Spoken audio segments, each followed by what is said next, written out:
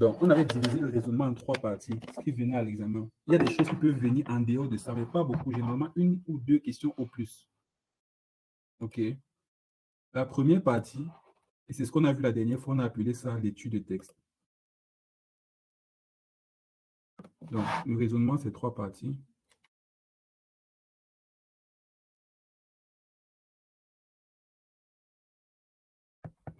La première partie, c'est l'étude de texte.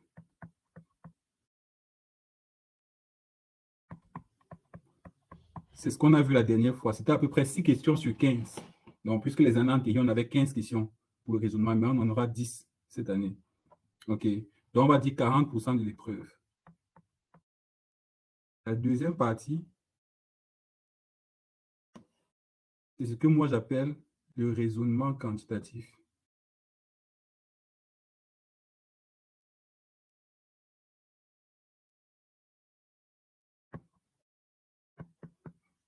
Certains vont appeler ça également les illustrations. Et on va voir ce que c'est une illustration. Et la troisième partie, la logique verbale.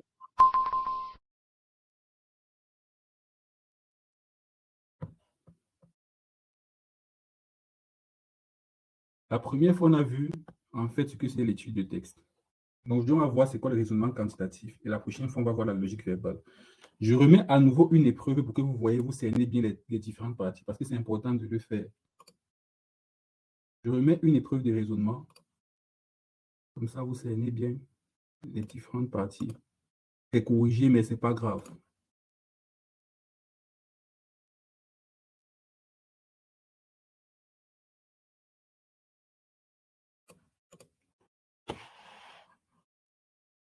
OK, voilà par exemple une épreuve de raisonnement. Cette première partie-ci, c'est l'étude de texte. Donc, on va vous donner un texte, OK, qui va généralement faire autour de 2 pages. Et après le texte, on va vous poser 6 questions sur 15, quand c'était encore 15 questions. OK. Sur ce texte-là, et on a déjà vu comment raisonner là-dessus, donc on ne revient pas dessus. C'est exactement la même façon qu'on raisonne.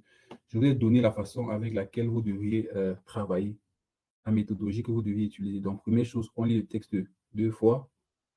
Et on revient donc du coup lire les questions et remonter dans le texte, rechercher en fait la réponse. Je vous ai dit comment vous deviez travailler dessus. Donc ça, il n'y a pas de problème. Donc cette partie-ci, pour moi, c'est réglé. Pour moi, ça, c'est réglé. Donc 40% de l'épreuve de raisonnement, c'est réglé. Maintenant, les 60 autres pourcents qui sont ces deux parties-ci, c'est ce qui nous concerne maintenant. Donc ça, pour moi, je suppose que vous avez 20 sur 20. Donc la deuxième partie maintenant, c'est ce qui n'est pas l'étude de texte. Et comme on a dit, c'est divisé en 2 parties. On a ce qu'on appelle le raisonnement quantitatif. C'est en fait tout ce qui fait appel à des illustrations. Et les illustrations, c'est 2 choses. Les illustrations, c'est soit une figure, dans un dessin, OK, soit un tableau. Voilà les illustrations. Et la partie logique verbale, c'est qu'on va vous mettre un court texte et on va vous demander de raisonner là-dessus. OK, il n'y aura pas de figure, il n'y aura pas de tableau. Donc, si on revoit ça sur l'épreuve, on va voir donc après la partie étude de texte, OK, il y a par exemple cette question-ci. La question 7, donc après les 6 questions d'étude de texte, ne concerne pas le texte. Il n'y a pas d'illustration. Donc, c'est de la logique verbale. Ça aussi, c'est de la logique verbale.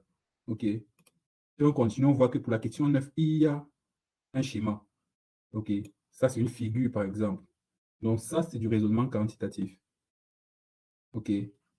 Si on continue plus, on va retrouver d'autres questions. Ça, par exemple, aussi. OK. C'est de la logique verbale. Ça, on va voir que c'est du raisonnement quantitatif. Donc, voilà les 3 parties. Et je rappelle que ces 2 parties-ci, il n'y a pas une proportion. Donc, comme on vous a dit, l'étude de texte, c'est 40% de l'épreuve. Pour le reste, en fait, c'est variable, en fait. C'est ce que je voudrais que vous compreniez.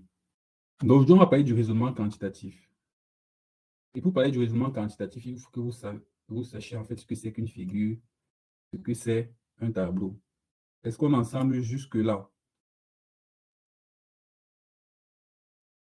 On est ensemble jusqu'ici?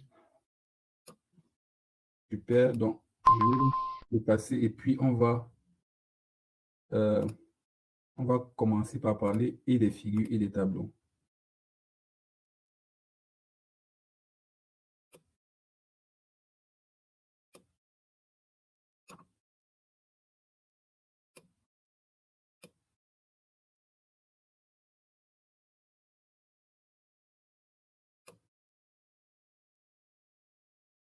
Donc, ce qui nous intéresse aujourd'hui, c'est le raisonnement quantitatif.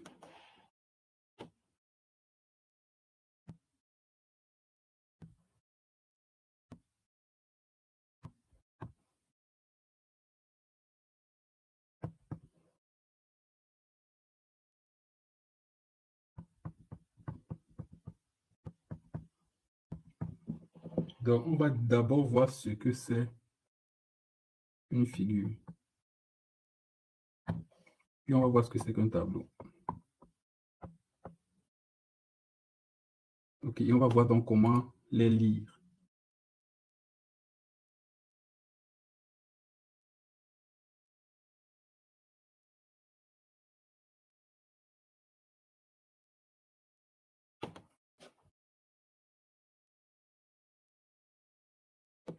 Donc, voici à l'image que vous allez certainement voir dans quelques secondes une figure, ou du moins un exemple de figure. Alors, une figure, c'est une illustration de quelque chose. Donc, les figures et les tableaux sont des illustrations. C'est une illustration de quelque chose. Donc, c'est quelque chose qu'on pourrait écrire en texte. OK? Donc, par exemple, ça, on va voir. Par exemple, là, c'est écrit graphe 1, c'est un graphique, c'est une première figure. OK? Ça, graphe 2, c'est une deuxième figure. Graphe 3, graphe 4, graphe 5. Donc, c'est ce qu'on appelle des graphiques. OK? Les figures sont des illustrations d'une donnée qu'on aurait pu écrire dans un texte. Donc, c'est une illustration de quelque chose. Ce qu'on vous demande pour une figure, lorsqu'on vous donne un exercice avec une figure, c'est de ressortir l'information de la figure. Donc, vous devez être capable de prendre une figure et de l'interpréter de façon textuelle, d'écrire en une ou deux phrases ce que représente la figure. Donc, ça, c'est la première chose qu'il faut savoir. Et ça, c'est la première étape à faire. Donc, un graphique représente une ou plusieurs informations et une tendance générale d'une information. Donc, la première chose que vous devez être capable de faire, c'est de comprendre le sujet du graphique. Donc, vous devez commencer par identifier le titre ou le sujet du graphique et les différentes données qui sont présentées, ainsi que leur lien. OK. Donc, par exemple, sur ce graphique-ci, je commence par ce graphique-ci et le graphique 1. On voit que sur ce graphique-ci, on a un graphique avec en ordonnée le pourcentage des vivants, en abscisse l'âge. Et on nous dit que c'est le graphique des anciens fumeurs ayant arrêté de fumer avant l'âge de 35 ans. Donc, cette population-ci, c'est la population des personnes ayant fumé avant, ayant arrêté de fumer avant l'âge de 35 ans. OK? Et on voit là qu'on nous donne le pourcentage des vivants en fonction de l'âge. Je vais par exemple, donner une information qui ressort de ce graphique. Je mets ça en bleu. Par exemple, on peut voir là que pour les personnes âgées de 40 ans, il y a à peu près 100% de personnes qui sont vivantes dans cette population. Donc, tous ceux qui ont arrêté de fumer avant l'âge de 35 ans et qui ont aujourd'hui 40 ans, on a 100%, donc personne n'est décédé. Pour les personnes qui sont âgées de 85 ans, ici, on peut voir que les non-fumeurs, n'est-ce pas, on a à peu près, disons, 75, 75%. Je prends et dis quelque chose au hasard. Donc, ce graphique-ci, premièrement, nous présente quoi? Nous présente le graphique montrant le pourcentage des personnes vivantes en fonction de leur âge. Et pour ces personnes vivantes, on a trois types de graphiques. On a le graphique en rouge qui représente les personnes qui fument. On a le graphique en vert qui représente les personnes qui ne fument pas. Et on a le graphique en bleu tiré qui représente les anciens fumeurs. Et on est juste en train de voir qu'au fur et à mesure que l'âge avance, le pourcentage des personnes qui vivent est en train de diminuer. Donc, quand on a 40 ans, entre guillemets 100%, supposons que la population, c'est 100 personnes. 100 personnes sur 100 sont vivantes pour tout le monde. Quand on a 85 ans, pour ceux qui fument en rouge, on a à peu près 20 personnes sur 100 qui sont vivants. Donc, pour à peu près 75 ans, pour 70 ans, pour 80 ans, 80 années. Et pour les anciens fumeurs, on a à peu près, pour le même âge, à peu près 42% des personnes qui sont vivantes. Donc, vous devez, avant même de lire la question, le but n'est pas de lire la question qui est en dessous. Le but, c'est déjà de regarder, en fait, l'image, le graphique et de pouvoir interpréter, de dire ce que l'image représente. OK.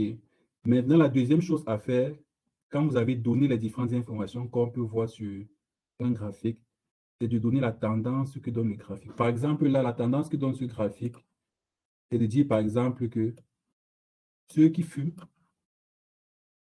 on voit bien que ceux qui fument ont tendance à mourir plus rapidement, leur courbe est en dessous.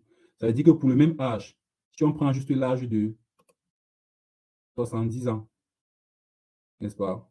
Si on prend l'âge de 70 ans, pour l'âge de 70 ans, les anciens fumeurs, on en a combien? À peu près, ici, on a à peu près, disons, 75%. On est d'accord? Pour les anciens fumeurs, on a à peu près, disons, 90, donc 90. OK. Donc, ça, c'est la tendance générale de dire, par exemple, que les fumeurs vont plus vite mourir, en fait, que les non-fumeurs. Et notamment vers l'âge de 85 ans. Bref, c'est quelque chose qu'on peut ressortir de ce graphique. Je vais nous mettre plusieurs graphiques et on va essayer ensemble de ressortir des informations qui nous viennent de ces différents graphiques. Est-ce que tout le monde comprend un peu de quoi est-ce qu'il est question dans les différentes étapes? Dans la première étape, si ce n'est pas fait, c'est donner un titre au graphique.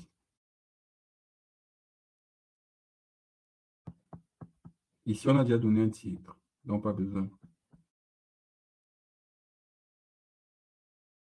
La deuxième étape, c'est de décrire les informations que représente le graphique.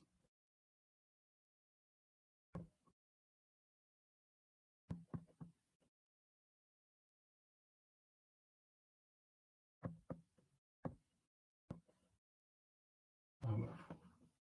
Présenter.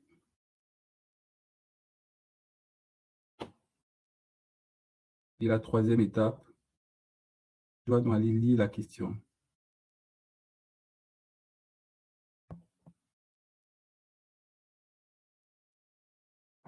Est-ce qu'on est d'accord jusqu'ici? Avant même d'entrer dans d'autres images, je reviendrai sur ceci. Est-ce que ça va jusqu'ici? Tout le monde comprend ce que c'est qu'un graphique. Un graphique, c'est un schéma qui représente quelque chose. OK, super. Donc, je vais mettre du coup le graphique d'une épreuve quelconque du concours. Vous savez que moi, j'aime bien travailler avec les épreuves du concours.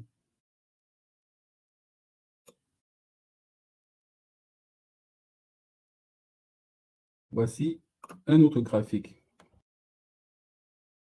Je lis le texte au-dessus. Les graphiques suivants montrent la répartition des langues utilisées par les insectes des régions de papillonniers et d'abbayes. Plus de la moitié des insectes vivent en papillonnie. Néanmoins, le nombre d'insectes, de nombreux insectes vivent dans d'autres régions comme la boiserie et l'abbaye qui sont chacune habitées par plus de 15% des insectes. Donc, première chose, on va voir que ça, on a deux graphiques. On a deux graphes. OK. Le premier graphe, les deux graphes, en fait, représentent quoi? La proportion de langues parlées dans deux régions par les insectes. Donc, on a deux régions. OK. La première région, c'est la papillonnie qui est représentée par ce graphe-ci.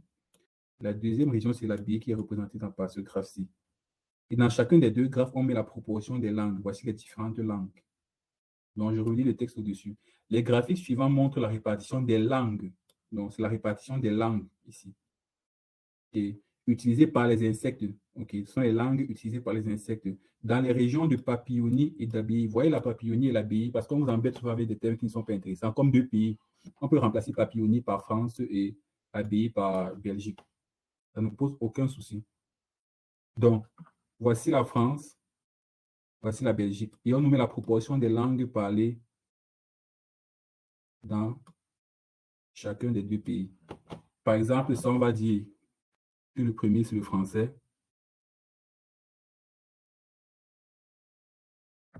Le deuxième, c'est l'anglais. Le troisième, c'est le portugais. Quatrième, c'est l'italien. Le cinquième, c'est par exemple le néerlandais.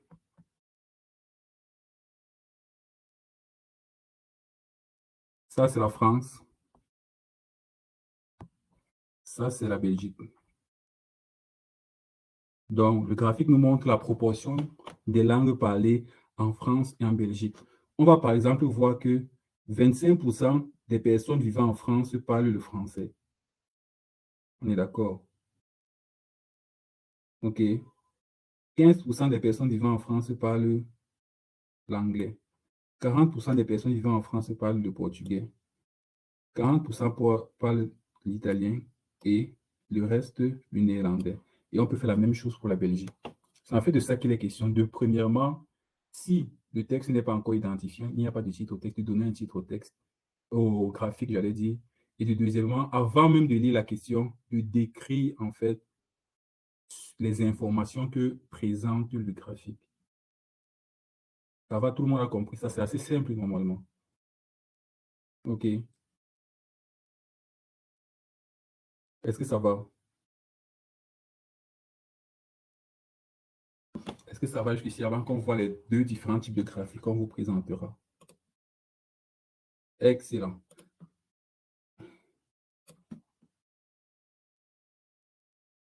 Alors, vous devez savoir du coup maintenant qu'il y aura deux types de graphiques qu'on va vous présenter généralement. En tout cas, en ce qui concerne les graphiques qui représentent les statistiques. OK. Il y aura deux types de graphiques, mais on reviendra là-dessus. Par exemple, là, c'est ce qu'on appelle un diagramme en camembert. OK. Mais ce n'est pas l'objet du cours du tout de suite. Donc, je vous montre maintenant un autre graphique. Et là, ce sera maintenant à vous de me dire, soit en ouvrant votre micro, soit en écrivant dans les commentaires, évidemment.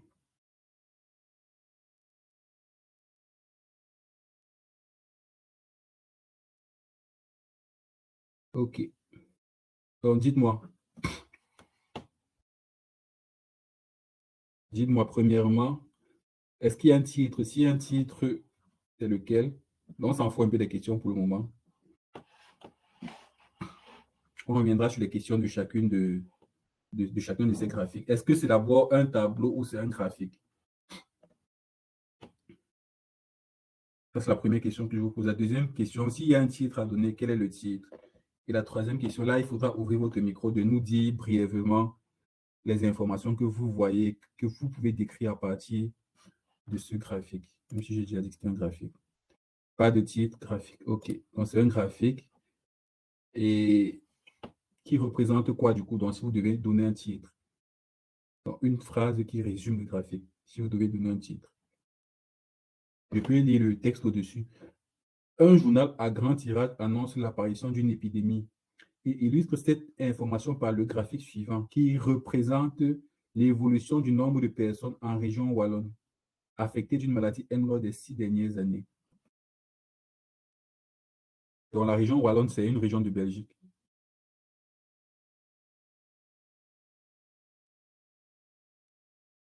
Donc, s'il y a un titre à donner au graphique, c'est quoi? Vous pouvez ouvrir votre micro ou bien le dire en commentaire si vous le souhaitez.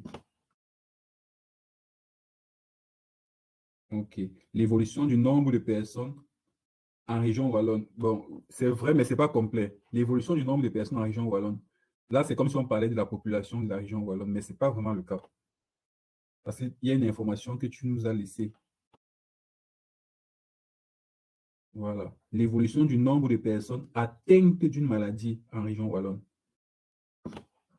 OK. Donc, ceci représente l'évolution du nombre de personnes en région wallonne affectées d'une maladie. Donc, ça, ce sont uniquement les personnes qui sont affectées d'une maladie. Parce qu'on nous a bien précisé, et je vous le dis souvent, aucune information dans un exercice n'est gratuite. Si on vous a donné la population d'études, la population, si ce n'est pas pour rien, c'est pour vous dire que la population totale en Wallonie, personnes atteintes et personnes non atteintes, c'est 4 millions de personnes.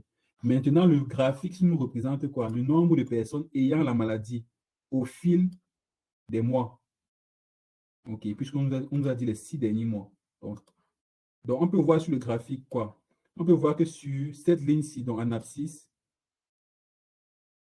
qu'est-ce qui est représenté? Et quelle est son unité? Et sur ici, en ordonnée, qu'est-ce qui est représenté et quelle est son unité?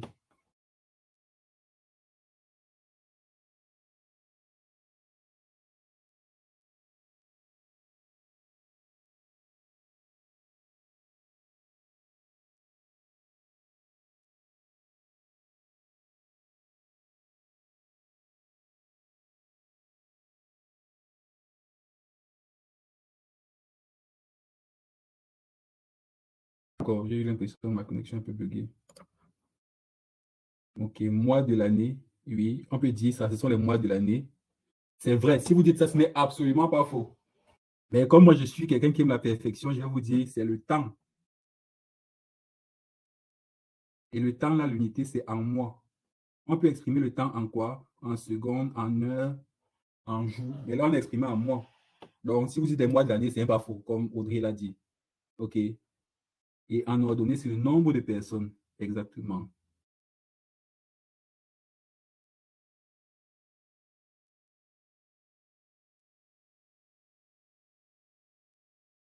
S'il vous plaît, c'est tellement important cette partie-ci là parce que si tu n'identifies pas déjà ce qui est représenté sur le graphique, que ce soit en abscisse et en ordonnée, tu es déjà très loin en fait de la réponse. OK. Là, on peut voir par exemple quoi? L'idée générale de ce graphique, c'est de montrer quoi? Quand vous regardez ce graphique, qu'est-ce qui se passe au fur et à mesure du temps, que le temps avance? Quand le temps augmente, qu'est-ce qui se passe pour le nombre de personnes?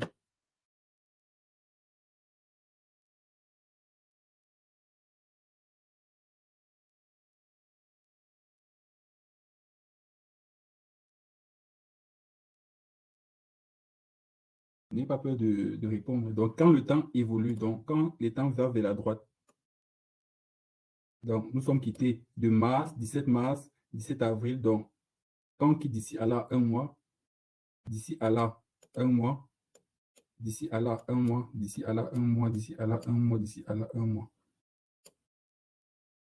Voilà, le nombre de personnes touchées par la maladie augmente. Donc, plus le temps avance, plus le nombre de personnes touchées par la maladie augmente. Donc, voilà l'idée générale du graphique. OK. Voilà, mais cette question avait été annulée parce qu'il n'y avait pas de réponse juste. Et vous voyez que pour cette question, en fait, on a posé deux questions. Pour ce graphique, on a posé deux questions. C'était au concours 2017, je pense. Donc, voilà, comme ça, vous savez déjà interpréter les graphiques. OK. Ça, c'est par exemple ce qu'on appelle un diagramme en bande. Ça, c'est un diagramme en camembert. Je vais vous expliquer les deux. Je crois qu'il y a quelques-uns d'entre vous avec qui j'ai eu à travailler. Vous connaissez déjà ce que c'est un diagramme en bande, un diagramme en camembert. Soyez attentifs, c'est important. Il y aura d'autres exceptions qui ne feront pas partie de ces deux. Mais ça, diagramme en bande, vous retenez. Ça, diagramme en camembert. Et je vais illustrer. Alors, quand vous avez un diagramme en camembert,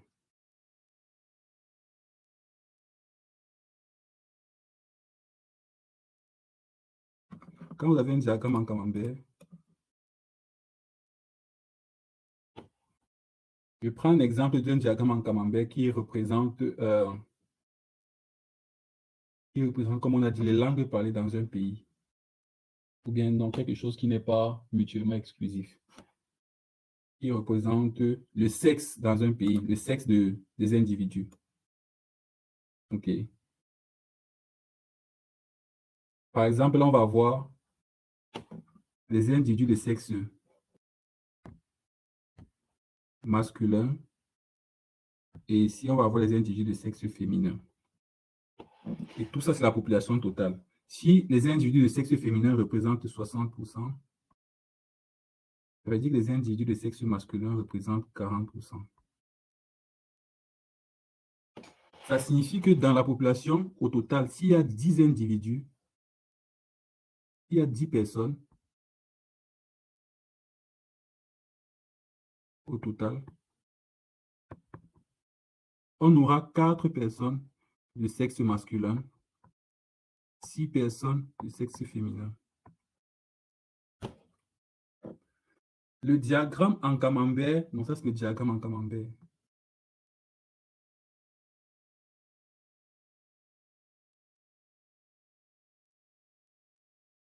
Le diagramme en camembert est utilisé quand les individus d'une population ne peuvent pas avoir rempli les deux conditions à la fois, ou bien plusieurs conditions à la fois. Je m'explique. On va dire que les deux modalités de réponse sont mutuellement exclusives. Ça signifie en gros quoi? Quelqu'un ne peut pas être de sexe masculin et être de sexe féminin. Donc, si quelqu'un est de sexe masculin, il n'est plus de sexe féminin. Donc, forcément, le total de ces deux-ci doit donner 100%.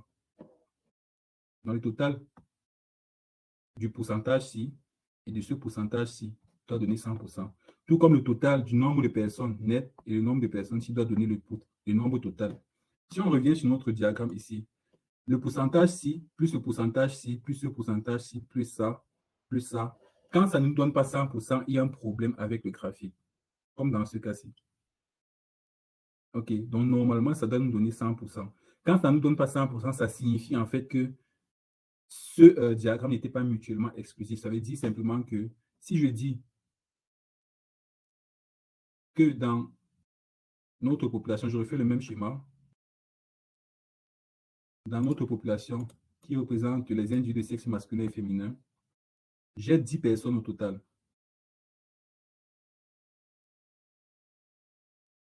Donc, j'ai 10 personnes au total.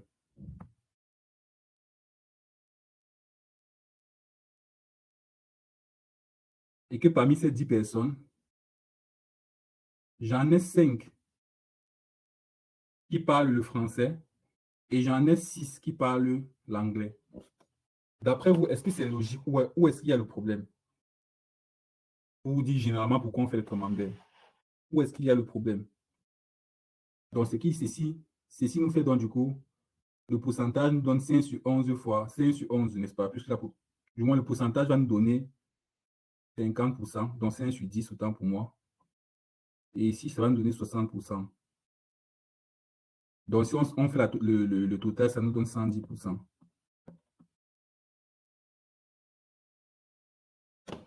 Alors que pour notre premier exemple, quand on a fait le total, on a eu en fait 100%.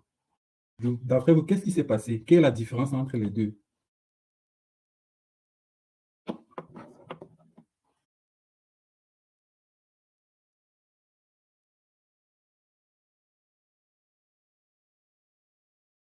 Quelle est la différence entre les deux?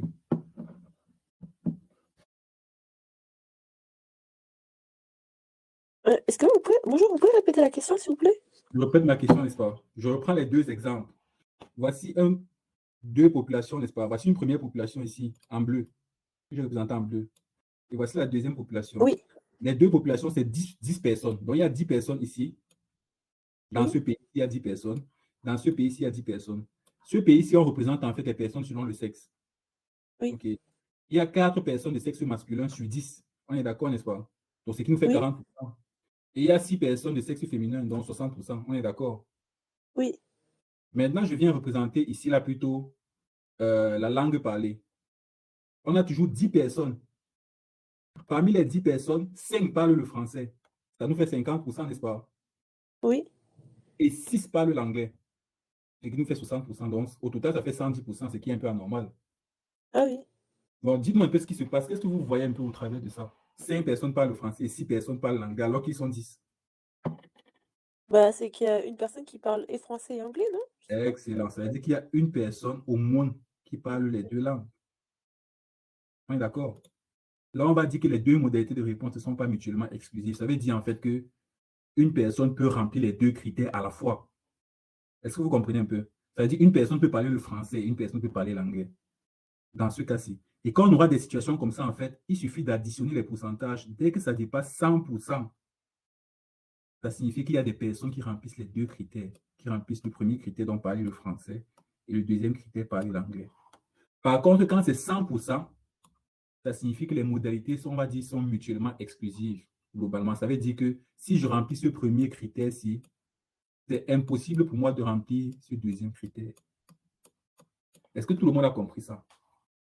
Donc, quand vous voyez un camembert, la première chose à faire, c'est d'additionner les deux. Tous les pourcentages, pas seulement, ça peut être 3, 4, 5, 6. Est-ce que tout le monde a compris? Oui. Donc, si on revient par exemple là, est-ce que pour vous, il y a des personnes qui remplissent les deux critères, des individus, ici on parle d'une population d'oiseaux, qui remplissent les deux critères, qui remplissent plusieurs critères, on va dire ça comme ça. Est-ce qu'il y a des gens qui remplissent plusieurs critères? Donc, en gros, est-ce qu'il y a des individus, donc des insectes de la papillonie, on est d'abord sur la papillonie, qui parlent peut-être à la fois le fruiti et le cri-cri? Est-ce que c'est possible? Voilà. Oui, quand c'est supérieur à 100. Donc, dès que tu additionnes 60%, plus 25%, plus 15%, plus 40%, plus 40%, et ça dépasse 100%, ça signifie qu'il y a en fait des individus qui parlent plusieurs langues. OK? Et vous allez voir que, en fait, la question nous parle de ça. Donc, ça, c'est la première chose à faire avec un camembert. Donc, pour que vous compreniez mieux, je vais juste faire un truc, on va prendre individu par individu. Je vous mets un nouveau camembert. Donc, on a 10 personnes dans notre population.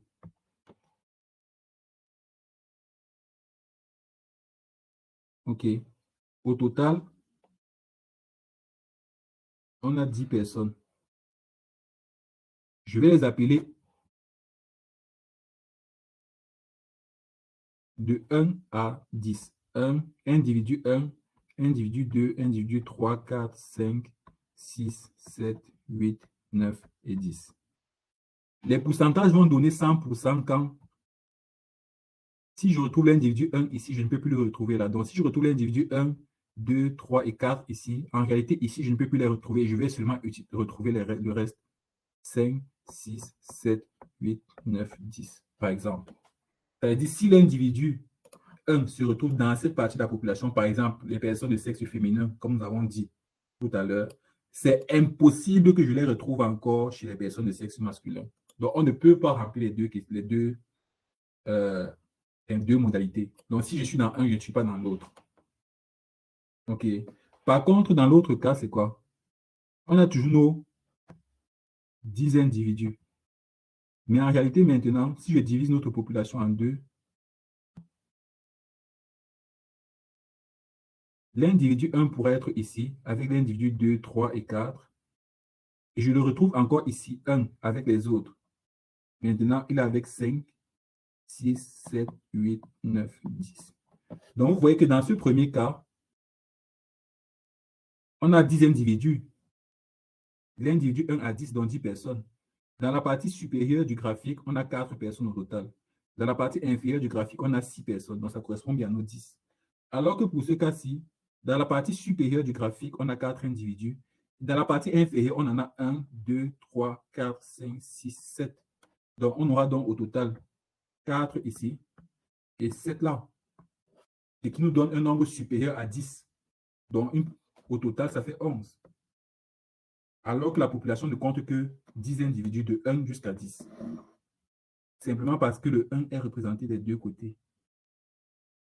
On a pris le cas des langues. On pouvait parler à la fois le français et à la fois l'anglais. Donc, chaque fois que vous allez sommer les pourcentages et que ça dépasse 100%, sachez qu'il y a forcément au moins une personne, un individu, ou je ne sais pas trop la donnée comme vous sera donnée, qui appartient à plusieurs catégories. Sinon, c'est impossible. OK.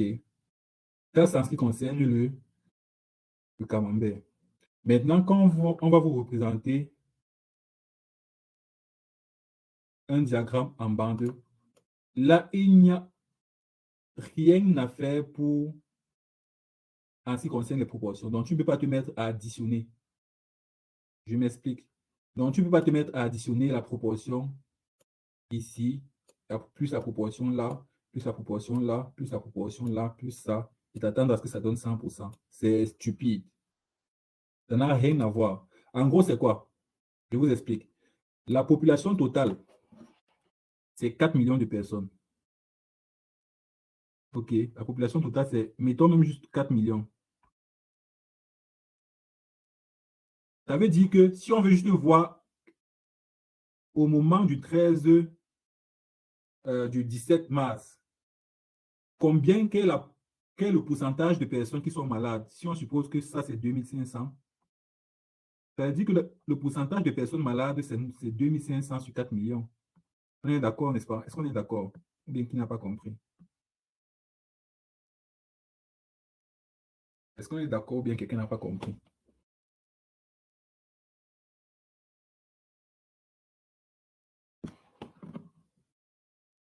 On est d'accord? Voilà, donc ça, c'est les personnes malades qui sont à 2500 ici. Et l'ensemble des personnes de la population d'études, c'est 4 millions. Donc là, on a le nombre de personnes malades dans 4 millions ici. Maintenant, si on vient plutôt maintenant, si on vient plutôt en avril, le nombre de personnes malades, ce n'est plus 2500, c'est 5000. Sur combien? 4 millions. On aura une certaine proportion. Et ainsi de suite, et ainsi de suite. Même si tu additionnes tous les pourcentages, là, ça ne va même jamais te donner 10%. Même si tu additionnes. Donc, il n'y a pas lieu d'additionner les pourcentages quand on te donne un diagramme en bande. C'est inutile. Est-ce que ça va jusqu'ici? L'addition des pourcentages pour vérifier si ça donne 100% est valable seulement si on a un diagramme circulaire. Comme des parts du gâteau. Est-ce que ça va jusque-là? Excellent. J'aime quand vous êtes avec moi comme ça. Bien. Maintenant, en quoi est-ce que ça peut être utile? Supposons qu'on a une maladie. Je prends un exemple comme ça qui n'est pas représenté ici. Parfois, le diagramme en bande peut être représenté juste avec des traits. OK, mais je vais vous montrer un cas tout à l'heure. Je vous présente un diagramme en bande. Supposons qu'on a une maladie. Voici notre diagramme en bande. Toujours, c'est, comme tout à l'heure, le nombre de personnes en fonction du temps. Donc ça, c'est le temps. Ça, c'est le nombre de personnes.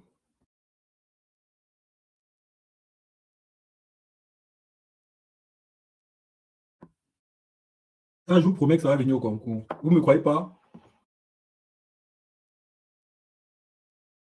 Vous ne me croyez pas? Ça va venir au concours cette année. Supposons, je vous donne des caractéristiques, qu'on a une maladie incurable, c'est-à-dire une maladie qui ne peut pas guérir.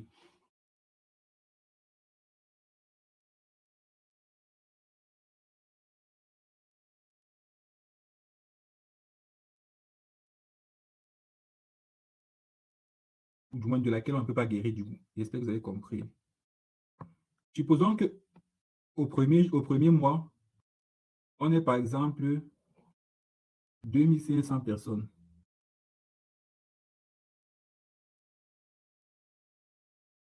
Et qu'au deuxième mois, on est 5000.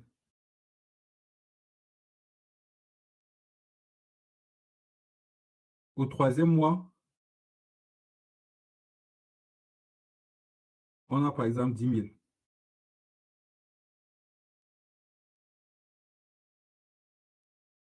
Et puis au quatrième mois, on se retrouve avec 5000. Je voudrais que vous fassiez des commentaires là-dessus. Qu'est-ce qui se passe? Pourquoi au quatrième mois? Parce que si vous avez une maladie pour laquelle on ne peut pas guérir, ça veut en fait dire que le nombre de personnes atteintes ne peut pas diminuer. On est d'accord? Ça veut dire s'il y a deux personnes malades, elles ne vont jamais guérir. Il y aura toujours deux personnes malades. Ça ne va jamais être une personne. Ça ne va jamais être zéro. Donc, soit le nombre de personnes va rester stable, soit le nombre de personnes va augmenter. C'est par exemple le cas, on reviendra dessus, du VIH par exemple et autres. Mais pourquoi est-ce que ça a pu diminuer? Qu'est-ce qui s'est passé? Juste pour que vous appreniez un peu à raisonner. Je peux répondre? Oui, Bah, si les gens ne peuvent pas guérir, ça veut dire que les gens ils sont morts. voilà. Si les gens meurent, le nombre de personnes Ouais. malades va diminuer. On est d'accord. Donc, ça sont les petits pièges qu'on va vous donner. Si les gens ne peuvent pas guérir, en réalité, ça veut dire que la proportion est censée augmenter mois après mois. Sauf si les gens meurent. Maintenant, dans les exercices, on va vous prendre des cas où on va vous dire que personne n'est mort dans la population. Et on va vous présenter 4 graphiques. Donc, on va vous présenter un graphique comme ça.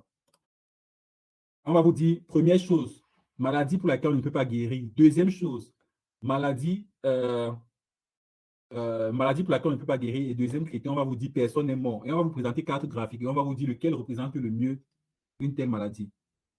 Donc, premier graphique, on va vous mettre ça. Hop, ça augmente, à un moment, ça diminue. Deuxième graphique, on va vous faire ça. Ça reste stable, ça reste stable. Troisième graphique, on va vous mettre ça.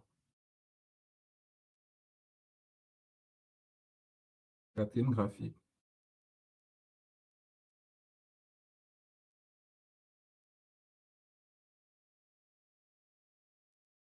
Donc, si on vous représente ça à chaque fois, ce sont les mêmes unités, hein. Et on va vous dire lequel représente le mieux le graphique d'une maladie incurable, sachant que personne n'est décédé. On est d'accord que ces deux-ci peuvent représenter une telle maladie. On est d'accord, n'est-ce pas? Ces deux-ci. Parce que ici, ça ne peut pas être le cas. Si personne n'est mort, ça ne peut pas diminuer. Ça ne peut que augmenter ou bien rester stable. Donc, j'avais dit ces trois, c'est ça aussi. OK. Ces trois peuvent représenter une telle maladie. Donc, soit on va vous demander lequel ne peut pas représenter une telle maladie et vous allez cocher ça. OK. Soit on va vous mettre un graphique vrai et trois graphiques faux. Est-ce que vous comprenez un peu la façon dont vous devez raisonner? Ça va. Donc, on va vous dire, on va vous présenter ces quatre graphiques. On va vous dire lequel ne peut pas représenter une telle maladie. Vous cherchez seulement le graphique où il y a la diminution.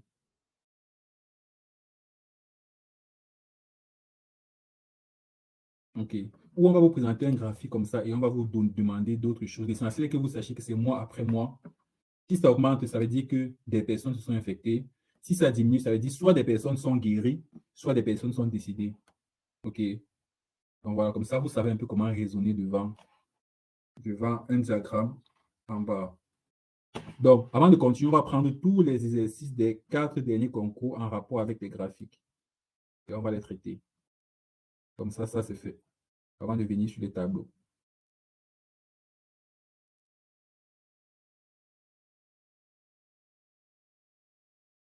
Donc, on commence par...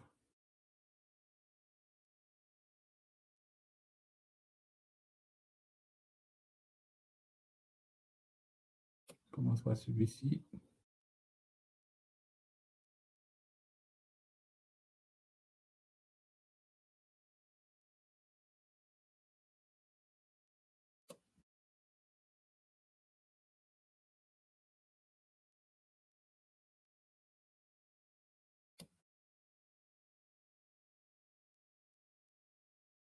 Donc, voici un graphique.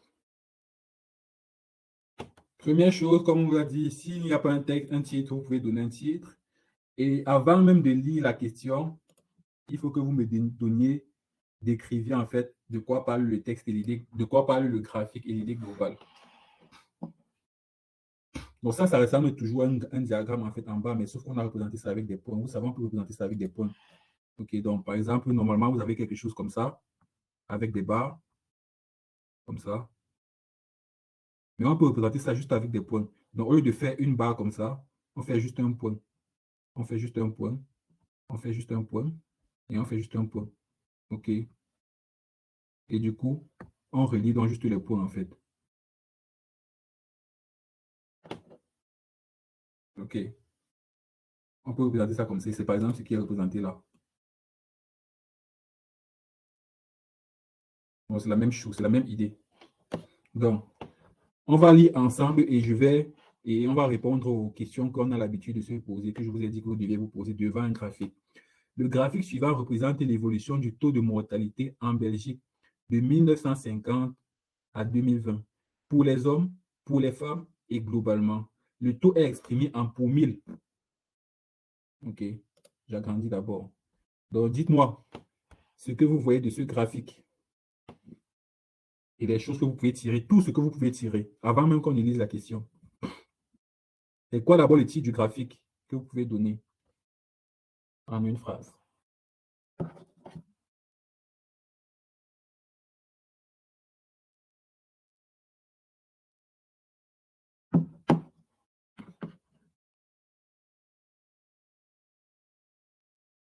Oh oui, avant de me dire que la mortalité diminue, c'est d'abord la mortalité. C'est d'abord le graphique de quoi? Je peux parler? Oui, bien sûr. C'est le taux de mortalité de la population belge entre 1950 et 2020. Oui. Et Et tu juste, nous dis l'information, oui, dis-nous. j'ai juste une petite question. Le pour 1000, ça veut dire que dans l'axe des ordonnées, quand c'est On un fait petit 2, 3000. ça fait 2000? Ouais, c'est ça. Ah, d'accord, ok. OK. Donc, c'est 2 pour 1000 habitants, en fait. Donc, c'est un diagramme pour 1000 habitants. C'est 2 pour 1000, ça ne fait pas 2000, 2 pour 1000 habitants. Ça veut Ça veut dire qu'il dire y a que deux si tu as personnes. 1000 habitants, donc on va par exemple te dire Ah, 2% d'une population, tu peux aussi ah, avoir 2 pour 1000. Ça veut dire s'il y ah, a 1000 personnes, il y a 2 personnes. Pour 1000 personnes, il y a 2 personnes. Donc, je vais prendre ah, un exemple d'accord. ici. Si on est ici, OK, ça veut dire que s'il y a 1000 personnes dans la population d'études, en fait, 2 personnes sont mortes. OK. Donc, ce Ah, que tu me d'accord, dis, ok. c'est une proportion, c'est comme le pourcentage, mais en 1000. Ok, OK. d'accord. Donc, maintenant, si on te dit, par exemple, que la population d'études, c'est 4000 personnes, 4 millions de personnes, et quand on te dit que 2 pour 1000 sont morts, est-ce que tu peux calculer le nombre de personnes nettes décédées?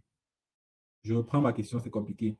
Si on Oui, te dit là, par exemple, tu as 2 pour 1000, donc 2 sur 1000 personnes mortes, on peut écrire ça comme ça, on peut écrire ça comme ça. Ça, c'est pour 100, et on écrit pour 1000 comme ça. OK.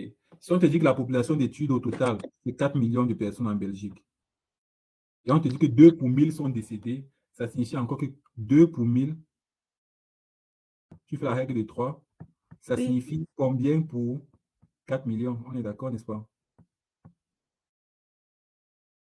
Ça va? d'accord.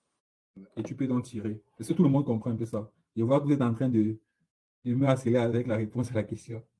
Tout le monde comprend, j'étais encore avec ça. Donc, c'est juste une proportion. Donc, j'espère que tout le monde a compris. Donc, je lis dans vos réponses en rapport avec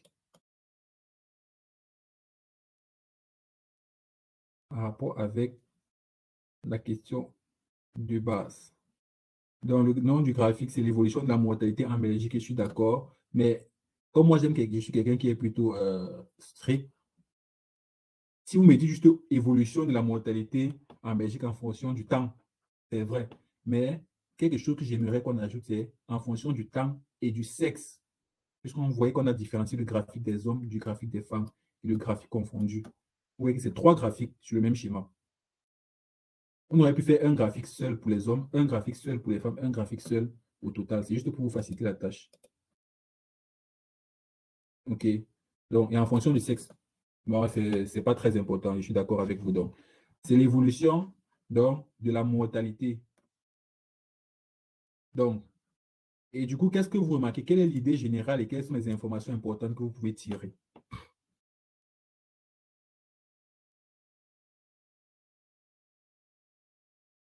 Quelles sont les informations importantes que vous pouvez tirer?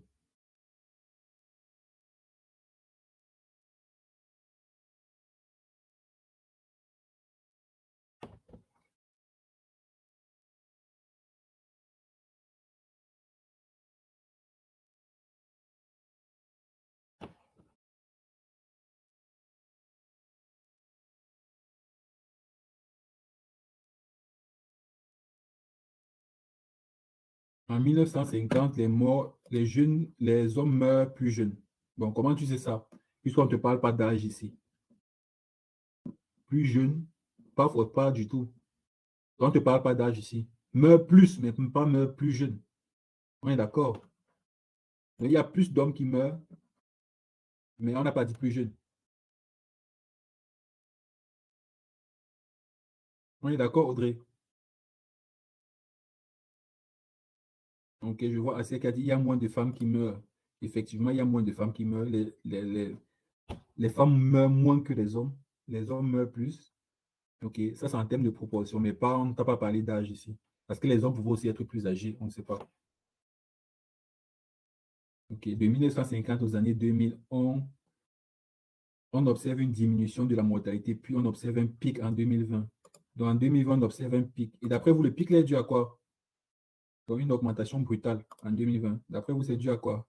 Sachant que c'est une épreuve de 2021.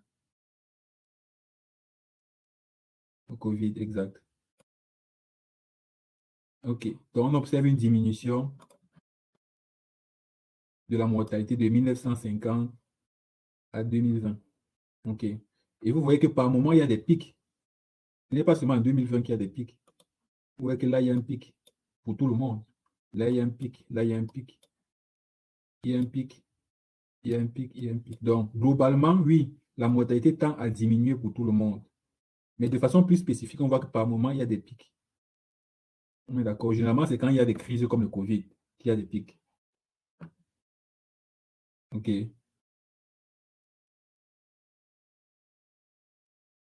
Super.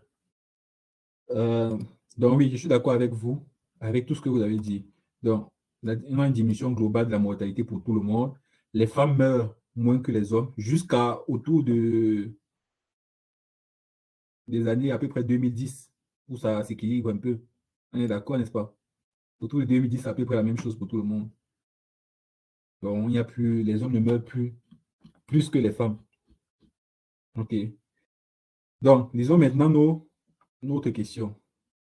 Le taux de mortalité des hommes et celui des femmes a eu tendance à baisser à la même vitesse entre 1950 et 2000. Donc, entre 1950 et 2000, donc ça arrête là en fait. Est-ce que le taux de mortalité des hommes et des femmes a tendance à diminuer à la même vitesse? Est-ce que vous avez l'impression que c'est la même vitesse? Ou bien si ce n'est pas la même vitesse, qu'est-ce qui diminue plus vite? Parmi le taux de mortalité. Est-ce que ce sont les hommes qui diminuent plus vite ou les femmes?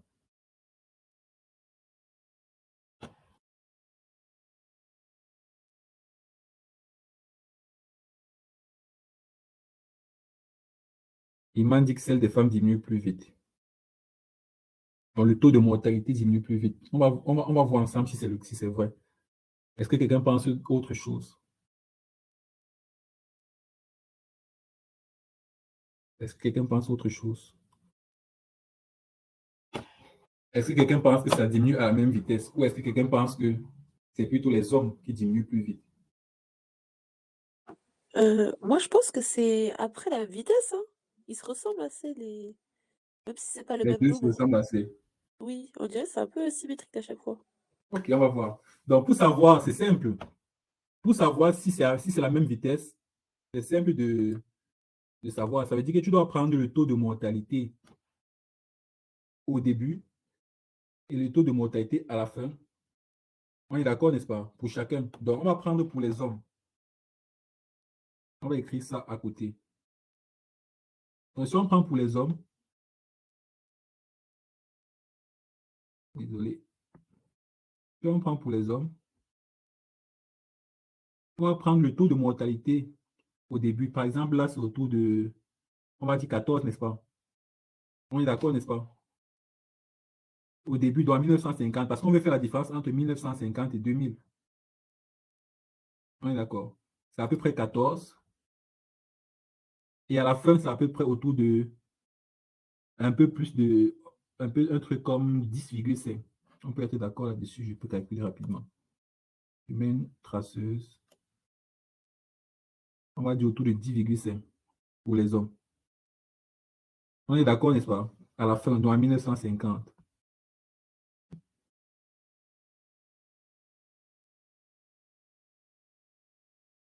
Tu es quoi? 2000 moins 1950, ou du moins moins 1900 1950 sur 2000. 1950 moins 2000, j'allais dire.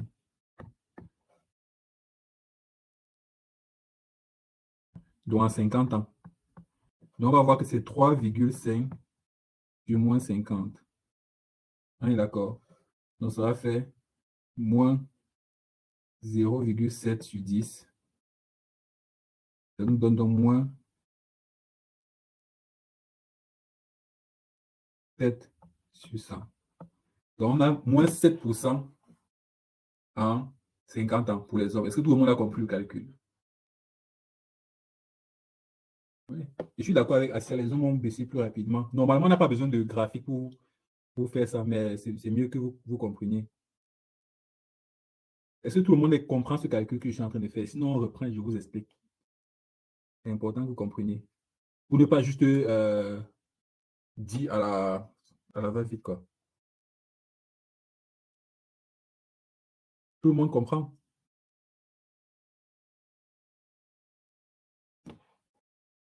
Mais je prends quand même le temps de le faire. Supposons, voici notre graphique. OK. Voici 1950. Voici 2000.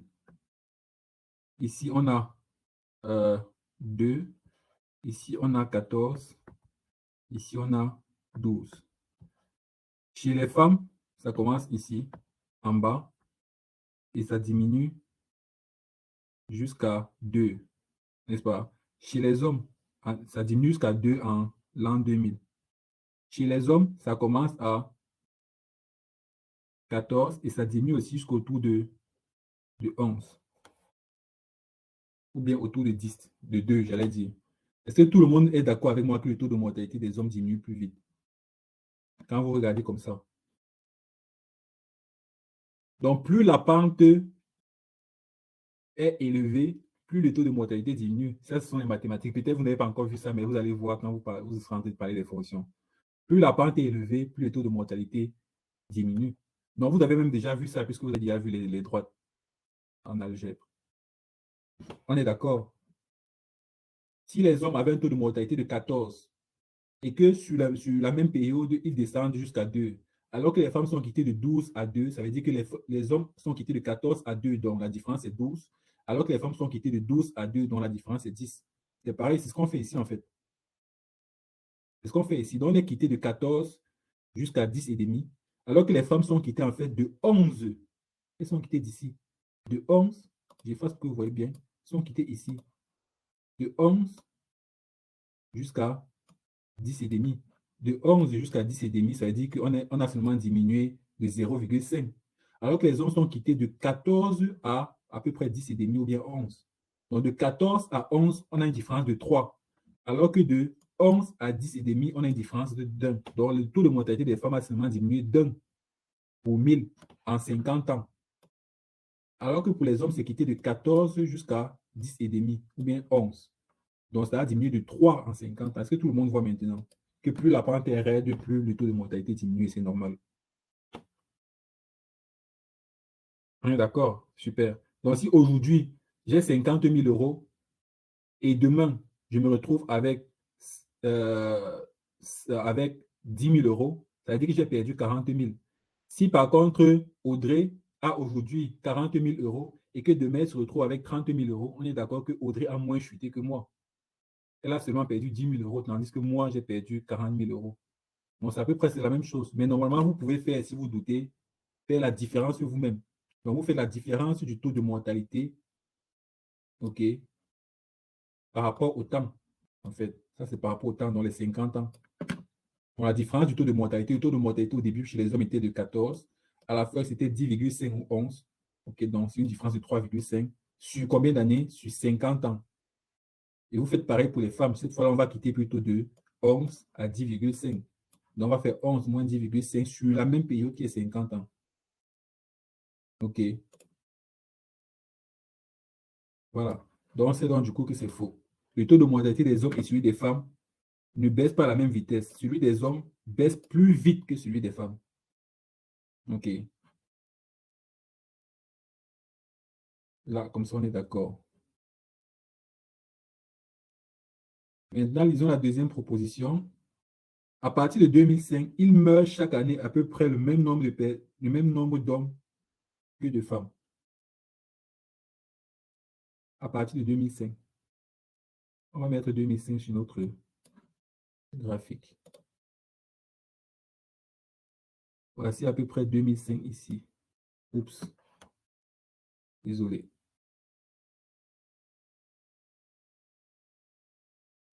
Voici à peu près 2005.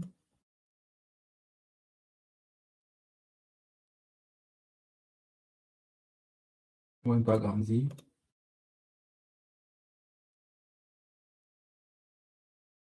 Est-ce qu'il meurt à peu près le même nombre d'hommes que de femmes, d'après vous? Est-ce que c'est la même chose?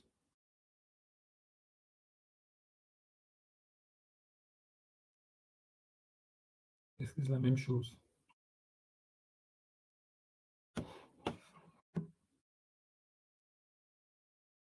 Non, elle n'est pas vague cette question. Je sais qu'elle est difficile.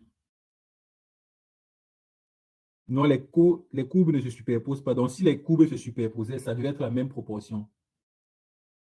Il m'a dit oui, à peu près, presque pareil. Alors, je vais vous dire pourquoi c'est faux et que vous n'aviez même pas besoin de faire ça. Parce que moi, je vous ai piégé. Alors, je reviens avec mon graphique homme-femme. Je le refais. Retenez que les proportions et les valeurs absolues, ce n'est pas du tout la même chose. Là, vous avez un graphique, et c'est comme ça qu'on apprend. Vous avez un graphique des proportions en fonction du temps. Donc, vous avez la proportion en fonction du temps. Donc, ça veut dire que, supposons ici, ça c'est la proportion en fonction du temps, donc 2 pour 1000. Donc, ça veut dire en fait que, ici, je vous mets ça, les hommes en vert. OK. Supposons qu'ici, nous soyons à 14. On va même prendre un endroit où il y a autant de femmes que d'hommes. Ici, supposons par exemple ici. Ici, là. Nous sommes à peu près autour de 10, n'est-ce pas?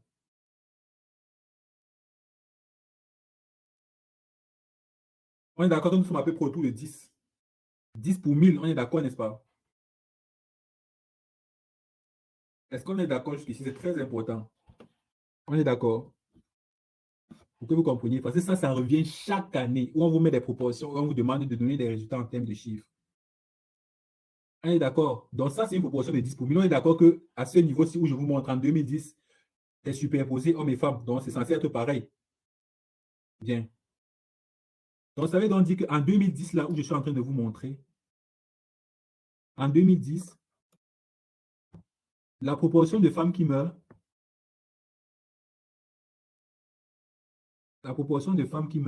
c'est 10 pour 1000 femmes.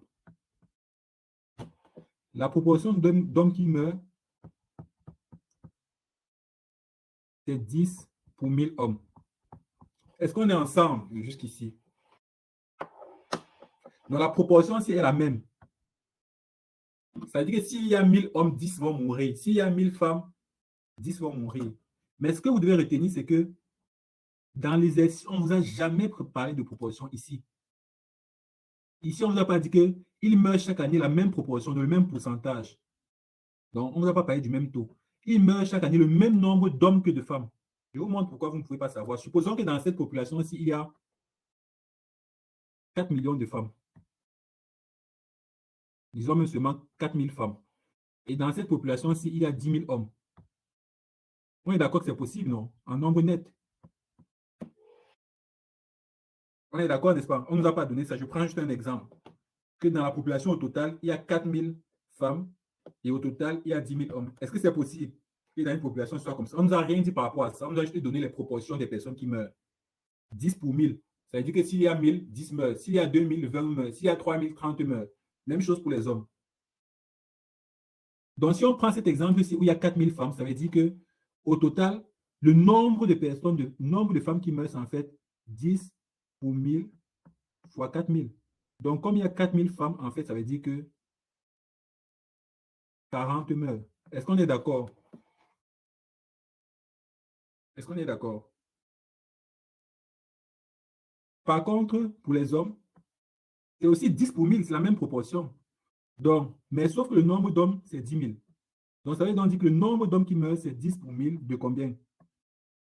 De 10 000. Donc, en fait, il y a combien d'hommes qui meurent? 100. Donc, on a la même proportion d'hommes et de femmes qui meurent. La proportion est la même. S'il y a 1000 femmes, 10 meurent. S'il y a 1000 hommes, 10 meurent. Mais le problème, c'est qu'il n'y a pas 1000 femmes. Il y en a 4000. Et il n'y a pas 1000 hommes. Il y en a 10 000. Donc, au total, 40 femmes vont mourir, tandis que jusqu'à 100 hommes vont mourir. Est-ce que vous comprenez que la proportion et le nombre net, ce n'est pas la même chose? Ici, on te pose la question en nombre net. Donc, tu n'aurais jamais pu avoir la réponse, même en quel que soit ce que tu feras. À partir de 2005, il met chaque année à peu près le même nombre. Donc, on ne t'a jamais dit qu'il y avait le même nombre d'hommes et de femmes. On t'a juste donné les proportions. Ce n'est valable que si on te dit qu'il y a le même nombre d'hommes et de femmes dans la population. Est-ce que tout le monde a compris ça que j'ai fait là?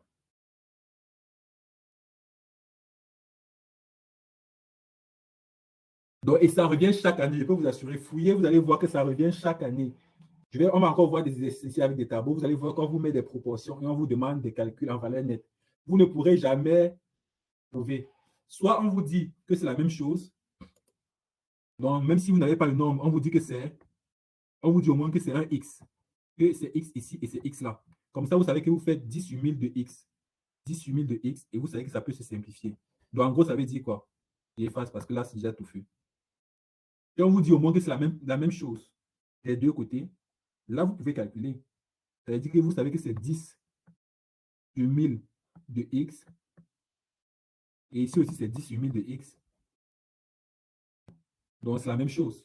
Mais sauf que si on ne vous dit rien, ça veut en fait dire que c'est possible que le nombre d'hommes ne soit pas le même que le nombre de femmes. Par exemple, on a pris le cas où on a 4000 ici et 10 000 ici. Donc, tant qu'on ne t'a pas donné la population globale, tu ne peux pas deviner à partir des proportions. Même s'il y a 1% d'hommes qui meurent, je vais prendre encore un autre exemple parce que c'est tellement important.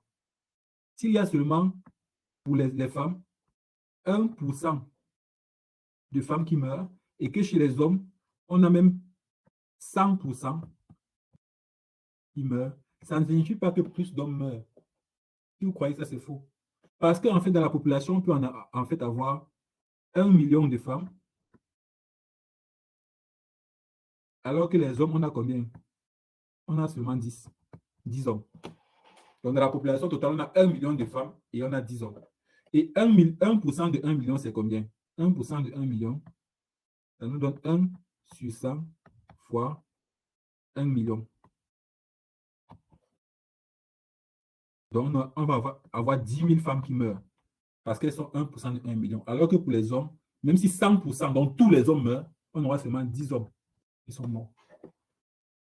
Donc, on n'allait jamais confondre les proportions ou pourcentages ou taux avec le nombre net. Là, on voit bien qu'en termes de proportion, on a moins de femmes en termes de proportion. On a une faible proportion de femmes qui meurent par rapport aux hommes. Là, on te dit 100% des hommes qui meurent. Et seulement 1% des femmes meurent. Mais en nombre total net, on voit que c'est jusqu'à 10 000 femmes qui meurent alors qu'il n'y a que 10 hommes qui meurent. Est-ce que tout le monde a compris maintenant? Donc ça, c'est très important. C'est pour ça que je vous ai dit les unités. Si on nous avait juste dit là que en ordonnée, si on nous avait juste dit que l'ordonnée, c'était le nombre de personnes qui mourraient, là, ça allait être autre chose. Mais on t'a bien précisé que c'est un taux. Et je me répète encore, dans un exercice, on ne donne jamais une information pour rien. Vous voyez que vous alliez finir l'exercice sans utiliser l'information. Vous avez seulement vu la diminution de la courbe. Si tu finis un exercice sans utiliser une information, tu es au champ. Tu as raté l'exercice forcément. Surtout en ce qui concerne la partie 2. OK.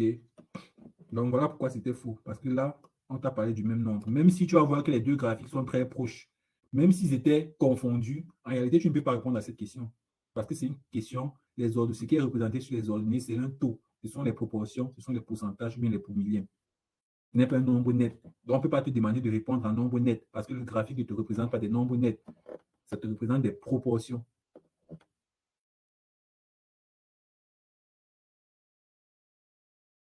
OK. Maintenant, regardez la proposition qui suit. On te dit maintenant, sur 100 000 personnes, donc là, on t'a maintenant dit qu'il y a 100 000 personnes au total. Vous voyez la différence? Là, on t'a maintenant dit, au total, là, il y a 100 000 personnes. Alors qu'ici, on ne t'avait pas dit le nombre de personnes qu'il y a. Ici, on te dit maintenant, sur 100 000 personnes. Donc, on suppose donc que la population totale, c'est 100 000 personnes. Entre 1000 et 2000 personnes sont mortes chaque année dans la période qui va de 1980 à 2000. Là, dites-moi comment est-ce que vous allez faire. J'aimerais que quelqu'un ouvre son micro. Et je vous répète encore, si on vous donne une information et que vous ne l'utilisez pas, vous êtes au champ. Pourquoi? Parce que vous remarquez quoi? Que depuis, ce qu'on utilise, c'est quoi? Le graphique des hommes et le graphique des femmes. Le graphique total, s'il ne nous a pas encore été utile. On est d'accord, n'est-ce pas? Le graphique total ne nous a pas encore été utile.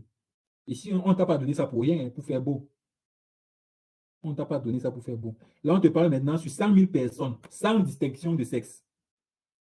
Donc, on ne t'a pas demandé si ce sont les hommes ou les femmes. On dit au total, sur 100 000 personnes, entre 1000 personnes sont mortes chaque année.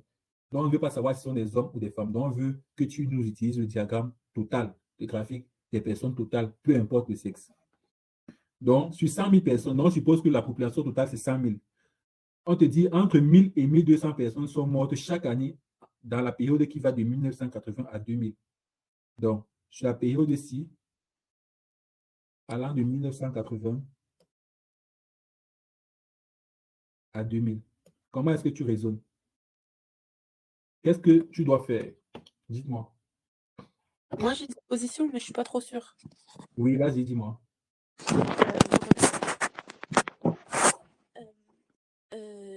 Là, le graphique depuis le début, c'est pour 1000. Donc, ça, c'est pour 1000, oui.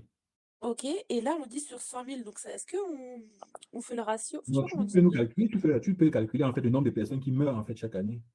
On est C'est ça, d'accord? Oui. c'est ça. Et du coup, sur le côté, c'est plus 2, 4, 6, c'est Tu peux garder le 2, 4, 6, 200, mais en fait, 400. tu calcules le nombre de personnes nettes, tu vois. Tu peux faire comme tu fais, mais sinon, tu vas devoir refaire un autre graphique, tu vois. Ah, d'accord. Donc, ce que tu peux faire sur ton graphique, ce que tu dis, c'est de faire quoi? D'ajouter 2 zéros à chacun, en fait. Ça, C'est c'est ça. vrai. Tu peux ajouter 2 zéros. Donc, puisqu'on t'a dit que c'est un graphique pour 1000, tu fais en fait pour 100 000 maintenant, donc tu ajoutes quoi? 2 zéros. Ça, c'est possible. Et ça te fait perdre du temps. L'autre chose que tu peux faire, c'est directement calculer. Mais si on fait comme tu l'as dit, ça dit qu'on Oui, ajoute 2 zéros. Donc, ici, on a 200. Ici, oui, on a 400. Ici, on a 600. Ici, on a 800. Ici, on a 1000. Ici, on a 1200. Et 2000, c'est loin en haut. oui. On est d'accord, n'est-ce pas? Et on Oui, regarde maintenant entre 1980 et 2000. Est-ce que c'est entre 1000, donc ça veut dire que c'est supérieur à 1000 et inférieur à 2000? On est oui, d'accord que c'est le cas. On est d'accord, n'est-ce pas? On t'a dit oui, il va entre faire 1000 et 200. 1200. Donc entre 1000 et 1200, pardon, pas 2000. Oui. Mais moi, j'avais une petite question. Oui. Du coup, ils ont droit, comme ça, de nous donner un graphique avec une proportion et après de la changer? Parce que là, ils ont dit de base, c'était pour 1000. Après, dans la question, là, ils ont dit C'est pour pour ça 100 qu'ils 000. t'ont dit là sur 100 000 personnes. Ça veut donc dire que maintenant, ils te donnent la population totale, c'est 100 000 personnes. Donc quand tu changes ici, ce n'est plus une proportion. Là, ce n'est plus 2 pour 100 000, mais ce n'est plus 200 pour Oh, 100 000. ok, Ce n'est plus une d'accord. proportion, c'est en fait 200 personnes maintenant sur les 100 000. Ce n'est plus une proportion. Est-ce que tu comprends un peu? Oui, parce que de base, sinon, Ici, ça te donnait 2 pour 1000 personnes. C'est une proportion. Tu n'avais pas la population totale. ok. Maintenant, Parce que quand tu as sinon, donné la population totale, tu peux remplacer la proportion par le nombre de personnes qui sont mortes. Si on t'a dit qu'ici, c'est 2 pour 1000 personnes, maintenant que tu sais que la population totale, c'est 100 000, tu fais fois 100 000. ok. Et tu obtiens le nombre de personnes décédées. Donc, tu effaces 3 zéros. Et tu sais donc que c'est combien de personnes? 200 personnes qui sont décédées. Donc, cette colonne-ci, du moins, la partie des données ne devient plus une proportion, mais elle devient le nombre de personnes nettes. Ok, On est d'accord? Est-ce que tout le monde d'accord. voit ça? Et l'autre façon de faire, comme il y a toujours plusieurs façons de faire, c'était juste de venir sur ton intervalle. C'est l'intervalle allant de 1980 à 2000. On est d'accord? Oh, excusez-moi encore. De 1980 à 2000. Donc, tu es entre 1980 et 2000. Et ce qui vous intéresse, c'est le graphique de quoi?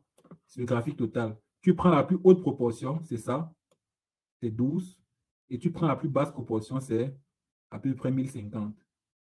Donc, le maximum, c'est 13. On est d'accord, n'est-ce pas? Le maximum, c'est 13. Et le minimum, c'est 10,5. Ça, c'est pour 13 ou pour 1000 personnes et 10,5 pour 1000 personnes. Maintenant, quand on t'a dit que la population totale, c'est 100 000, tu viens simplement faire 13 pour 1000 personnes. Ça veut dire qu'on aura combien pour 100 000? On est d'accord, n'est-ce pas? Ça va? Est-ce que vous comprenez un peu? Mais normalement, c'est un truc comme 12. Mais sinon, vous pouvez utiliser la méthode d'Assia facilement. C'était juste pour vous dire que dans ce cas-ci, on vous a bien délimité, on vous a bien dit, voilà la population totale. Donc, vous pouviez transformer cette fois-là les proportions en nombre net. Donc, parce que là, on t'a bien dit que la population totale, maintenant, c'est 100 000 personnes. C'est ça, bien écrit. Et on te demande le nombre de personnes qui sont mortes dans une certaine période, donc tu peux calculer. Donc, exploiter un graphique, ce n'est pas toujours aussi simple qu'on le pense. Ça va jusqu'ici, ou bien vous êtes hors sujet, vous êtes perdu.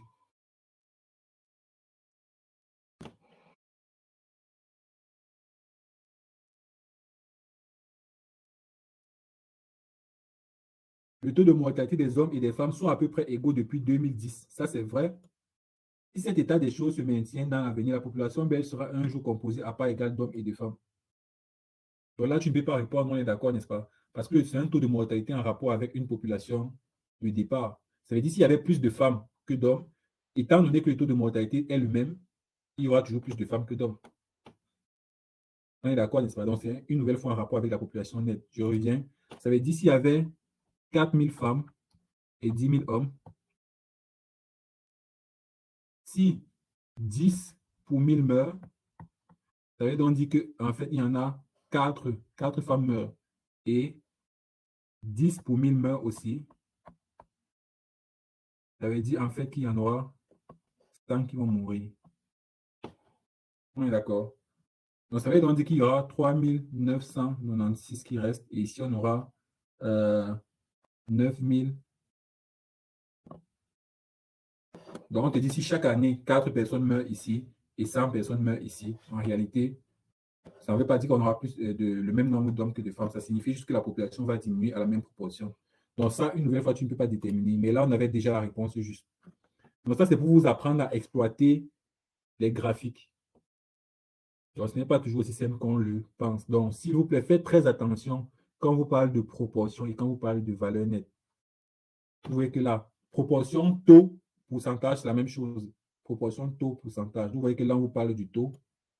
Là, on vous parle du taux. OK. Mais là, on vous parle des valeurs nettes. Ici, on vous parle des valeurs nettes aussi. Donc, dans la proposition B, ici, on vous parle des valeurs nettes. Donc, il faut faire très attention. OK. Vous voulez un autre graphique? On va mettre un autre graphique. Je ne sais pas s'il y en a un autre ici. Voilà un autre graphique.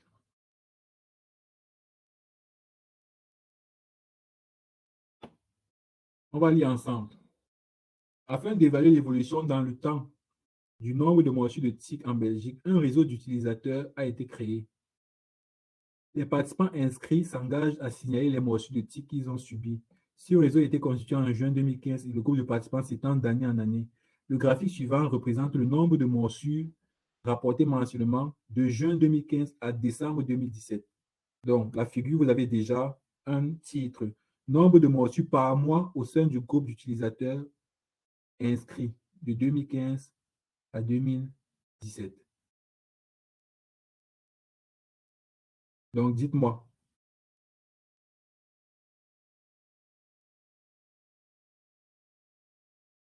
déjà premièrement ce que vous pouvez ressortir du texte, du graphique, avant qu'on ne lise même les questions.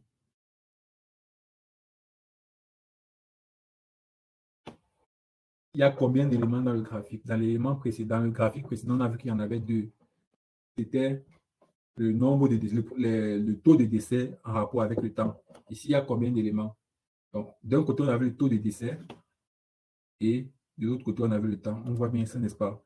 D'un côté, en colonne, ici, en ordonnée, on avait le taux de décès et en abscisse, on avait le temps. Et dites-moi du coup ici. On en a trois, oui. Le nombre de tics, donc le nombre de morsures des tiques, le nombre de participants et le temps, exactement. Du moins, maintenant, qu'est-ce que vous ressortez du graphique? Quelle est l'idée générale du graphique? Du moins, qu'est-ce que vous pouvez dire de ce graphique, en fait, globalement, avant même qu'on ne lise des questions?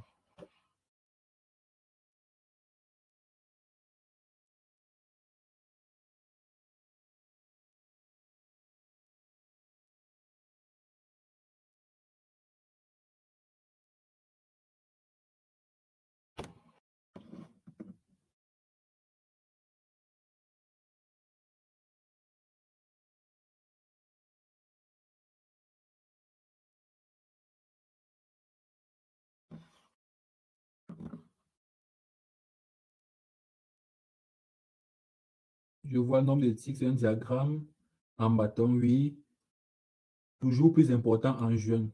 Oui, on voit par exemple que oui, le nombre de morsures est plus important en jeune. Chaque année, on est d'accord. Et on a aussi la courbe d'évolution en gris. OK. Super, donc, je suis d'accord avec vous. Dans le nombre de morsures, ce sont les bâtons qui sont, c'est toujours plus important en juin de chaque année. On est d'accord. Donc, en 2015, le moment où c'est le plus important, c'est en juin. En 2016, le moment où c'est le plus important, c'est en juin. En 2017, le moment le plus important, c'est en juin. Maintenant, en bâtonnet, en trait discontinu, on peut voir que c'est le nombre de participants. Donc, c'est ça en rapport avec ça. Donc, on peut voir que le nombre de participants augmente au fur et à mesure. On est d'accord, n'est-ce pas? Le nombre de participants augmente au fur et à mesure. Question, avant qu'on ne lise la question.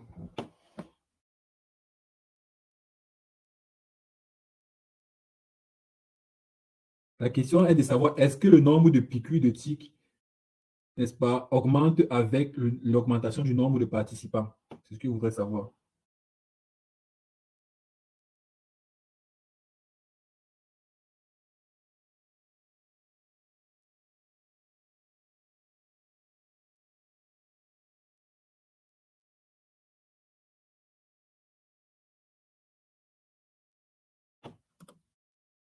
OK, on est d'accord.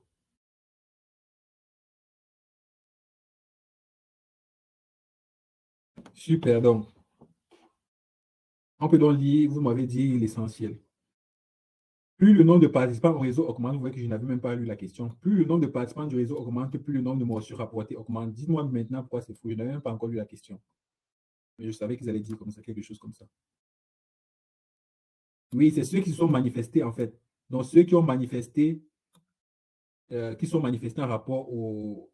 qui ont manifesté qu'il y a eu des piqûres. Est-ce que plus le nombre de participants augmente, plus le nombre de morsures signalées augmente? Est-ce que vous croyez que c'est le cas? Sinon, pourquoi?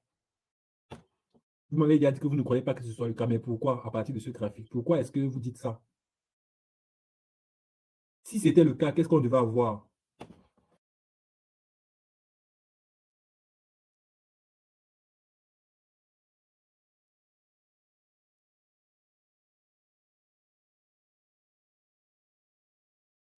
Si c'était le cas, qu'est-ce qu'on devait avoir?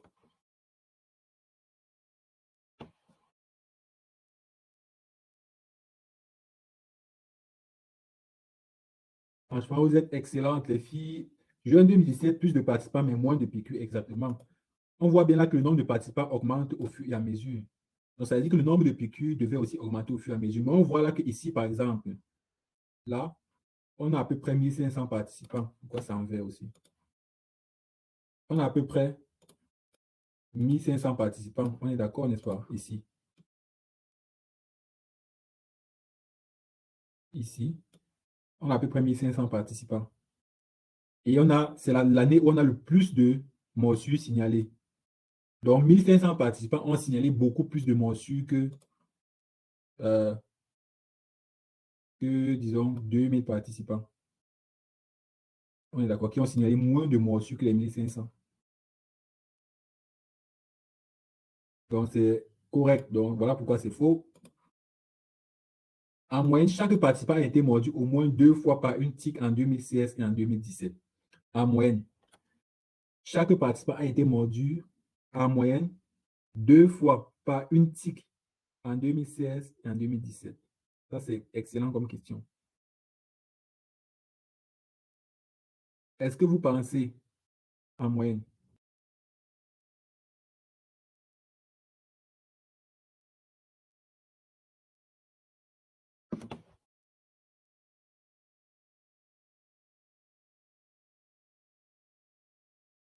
En 2016 et en 2017. Est-ce que vous pensez que c'est correct? Et comment faire pour raisonner là-dessus?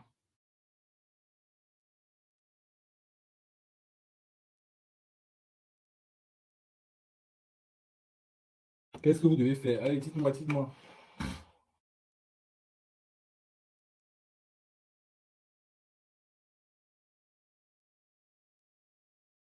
Donc, si je prends, puisque vous ne voulez pas me répondre, je prends juste un moment donné, à n'importe quel moment entre 2016 et 2017. Je prends par exemple à ce moment-ci. Il y a combien de morsures? Il y a combien de participants? Il y en a 250. Je voulais dire il y a combien de morsures, pardon? Il y en a 50. Et il y a combien de participants? Il y en a 1500.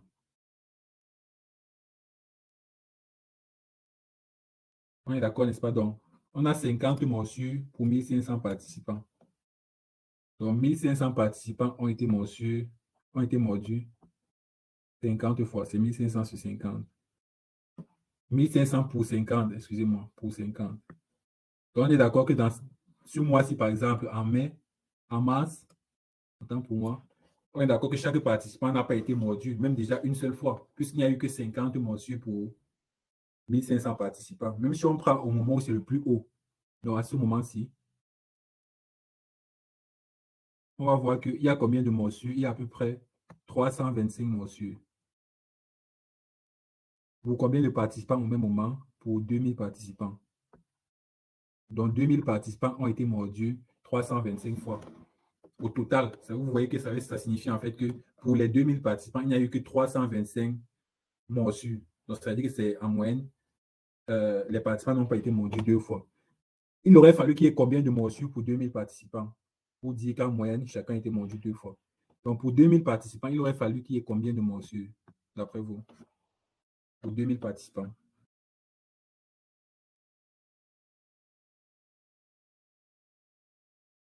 Donc, si on a 2000 participants en juin 2017, dans quel cas est-ce qu'il y aurait eu en moyenne 2 morsures par individu?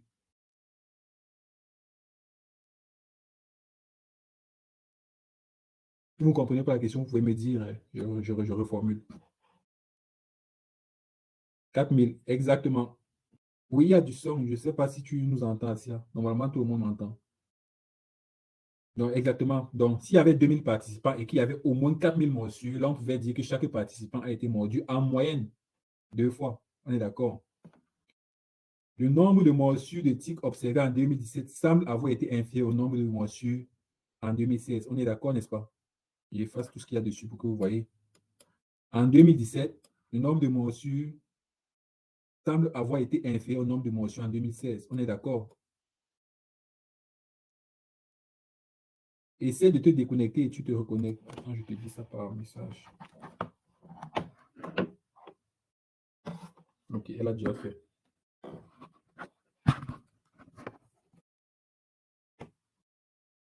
Les participants ont moins fidèlement rapporté les morsures subies en 2017. Donc, pas forcément, on t'a donné aucune info là-dessus.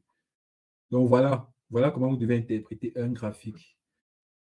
Ok, on va avoir un dernier et la prochaine fois, on va parler des tableaux. Je vous mets un autre graphique. Je ne sais pas s'il y en a un encore ici.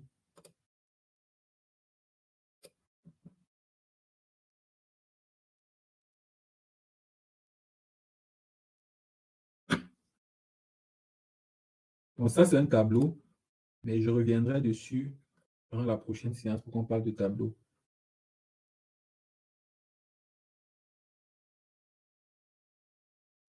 Ok, c'est bon, Asia. Ok. Est-ce que vous avez compris globalement? Si vous avez compris globalement, je pense même qu'on peut parler des tableaux maintenant. Est-ce que vous avez compris globalement comment on analyse un graphique? Comme ça, la prochaine fois, on s'exerce à faire les deux avant de passer à la logique verbale. Ok, si vous avez compris, du coup, on va parler des tableaux. Donc, les tableaux sont représentés souvent comme ça. Donc, un tableau, c'est ça. C'est une illustration qui a des colonnes et des lignes. Ok, ça, vous connaissez les tableaux, vous en faites depuis des années. Donc, une illustration représente quelque chose comme ça avec des colonnes et des lignes. Donc, ça, c'est une colonne. Voilà une deuxième colonne. Voilà une troisième colonne. Et il y a des lignes. Première ligne, deuxième ligne, troisième ligne, quatrième ligne, cinquième ligne. Dans un tableau, on va voir ce qu'on appelle des variables. On aura une variable qu'on va représenter sur les lignes et on aura des variables qu'on va représenter sur les colonnes. Les variables qu'on va représenter sur les lignes, on va généralement les appeler. Vous n'avez pas besoin de retenir ce qu'on appelle les variables dépendantes. Et en colonne, on va appeler ça des variables indépendantes. Vous n'avez pas besoin de retenir ça. Donc, si on prend l'exemple d'un tableau, le tableau qu'on avait tout à l'heure, voilà par exemple un tableau. OK. On voit bien que dans ce tableau-ci, La deuxième colonne représente le nombre de décès. Et la première colonne, ce sont les années. Si on lit le titre, on dit le tableau ci-dessous reprend les 5 années où l'on a enregistré le plus grand nombre de décès. Le nombre, ce n'est pas la proportion. En avril, sur la période de 1919 à 1920. Donc, entre 1919 à 2020, entre 1919 et 2020, voici les 5 années où on a enregistré le plus de décès. 2020, c'est l'année où on a enregistré le plus de décès. Après 1944, après 1941, 1929, 1943. OK. Et ce sont les décès durant le mois d'avril uniquement. Donc, une nouvelle fois, la première chose que vous avez à faire, c'est de donner un titre au tableau. La deuxième chose que vous avez à faire, c'est de décrire globalement ce qu'on représente dans le tableau. Là, c'est facile. Je vais vous chercher un autre tableau. Et on reviendra traiter cette question, ne vous inquiétez pas.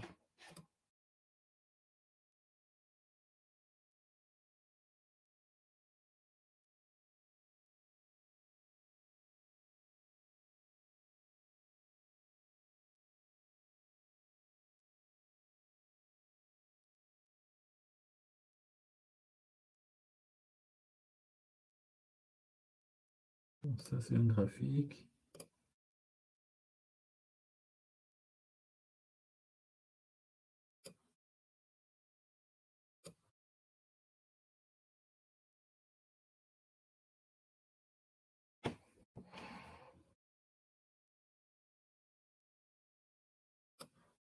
Donnez-moi quelques secondes.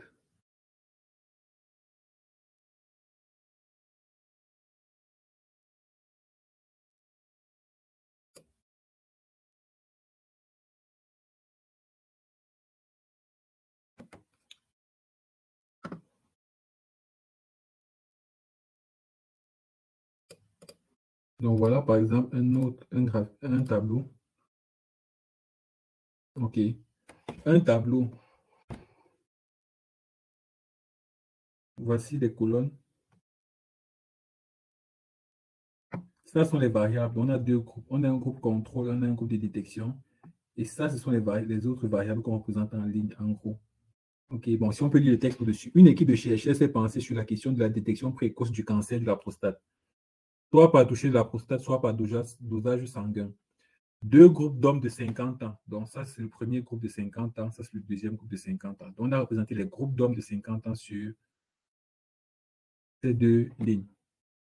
Donc, ces lignes-ci. Premier groupe de 50 ans, premier groupe de 50 ans.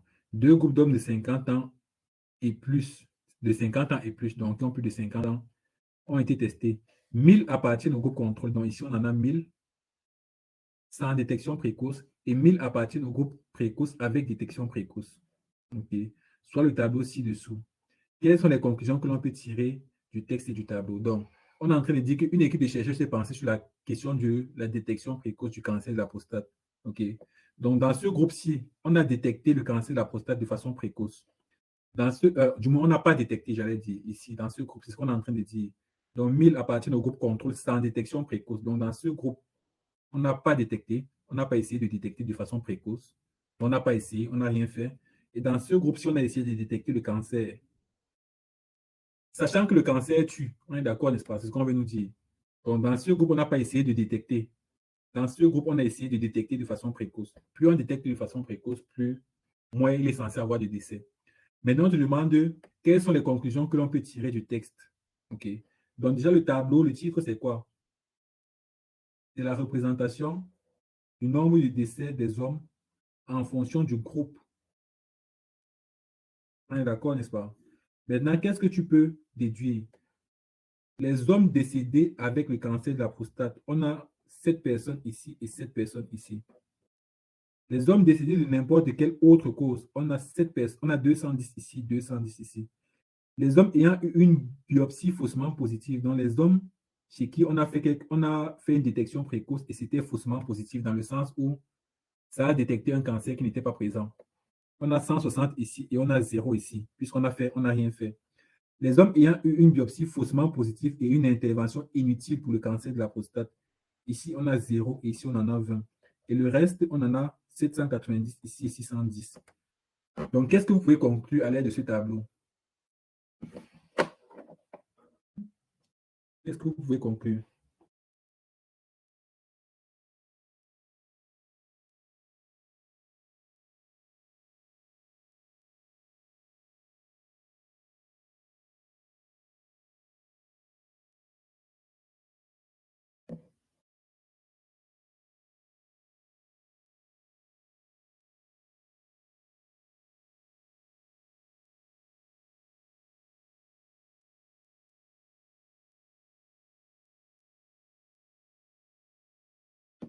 Qu'est-ce que vous pouvez conclure avant même qu'on ne lise des questions?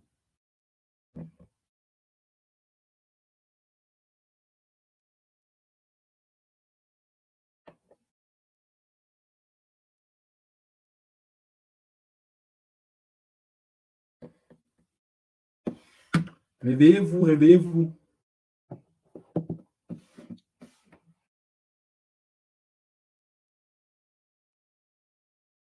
Ils ont compté les 7 décès dans l'étude.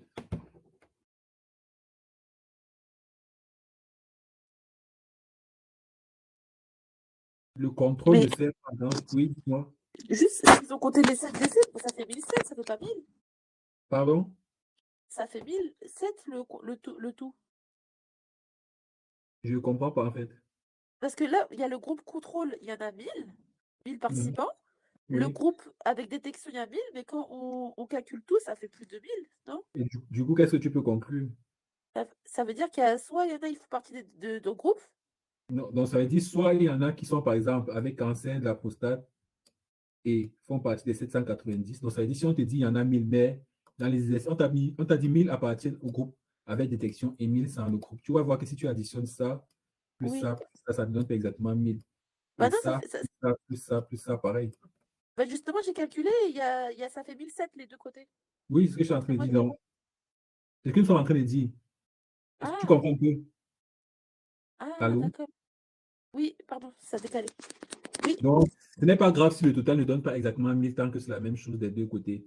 Et ah, d'accord. si on t'a dit c'est 1000 des deux côtés, tu peux juste savoir qu'il y en a qui font partie des deux catégories. Donc, de deux catégories. Donc, fait partie de ça et ça, ou bien de ça et autre chose. Par exemple, ici, quelqu'un peut fait partie de ça et ça.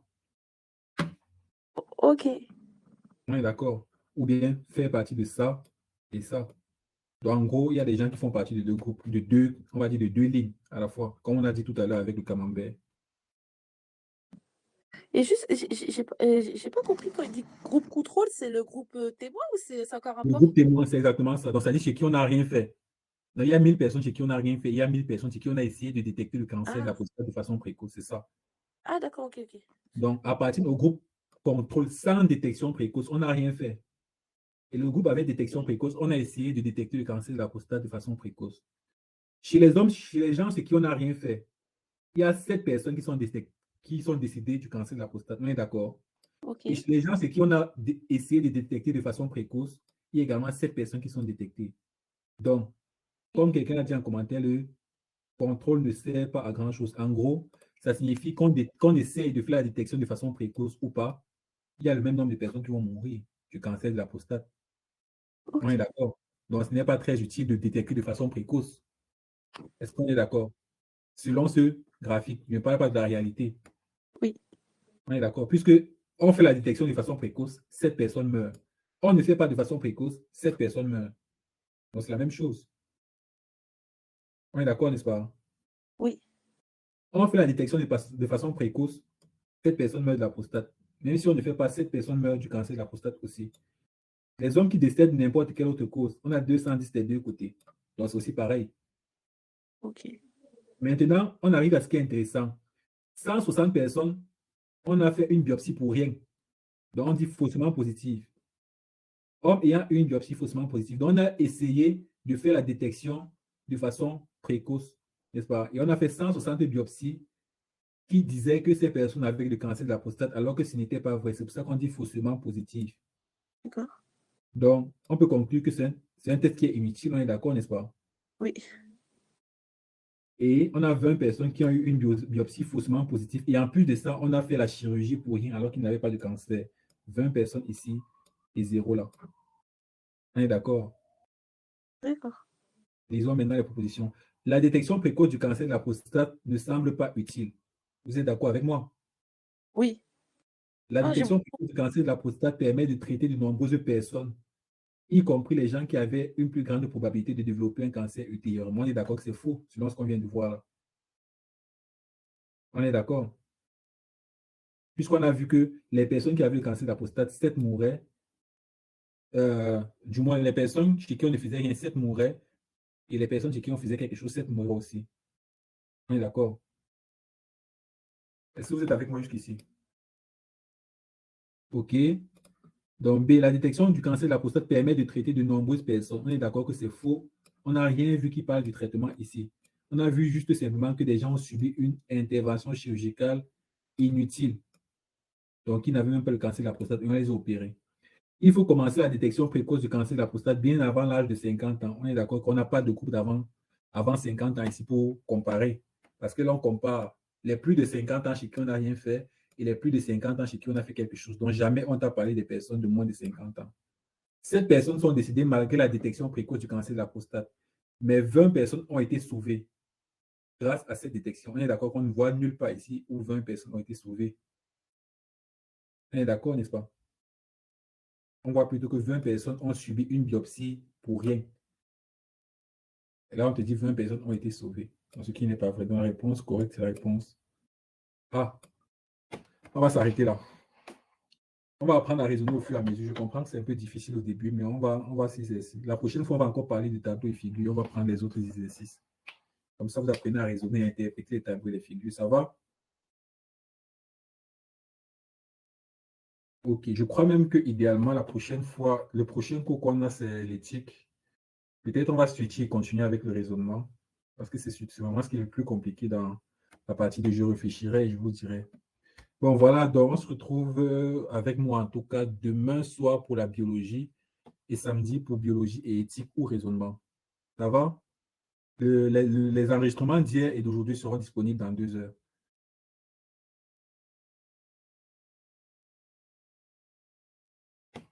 Allez, bye.